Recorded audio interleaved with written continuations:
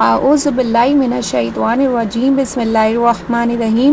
حضرت سعد بن ابی وقاص رضی اللہ تعالیٰ عنہ سے روایت ہے کہ رسول اللہ صلی اللہ علیہ وسلم نے ارشاد فرمایا، جس شخص نے مؤذن کی اذان سننے کے وقت یہ کہا وانا اشہد ان لا الہ الا اللہ وحدہ لا شریک لہ وان محمد عبدہ ورسولہ رضیت باللہ ربا وبمحمد رسولا وبالاسلام دینا،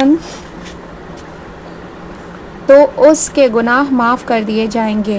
ترجمہ: میں بھی شہادت دیتا ہوں کہ اللہ تعالیٰ کے سوا کوئی معبود نہیں، وہ تنہا ہے، اس کا کوئی شریک نہیں، اور یہ شہادت دیتا ہوں کہ محمد صلی اللہ علیہ وسلم اللہ تعالیٰ کے بندے اور رسول ہیں، اور میں اللہ تعالیٰ کو رب ماننے پر، محمد صلی اللہ علیہ وسلم کو رسول ماننے پر اور اسلام کو دین ماننے پر راضی ہوں۔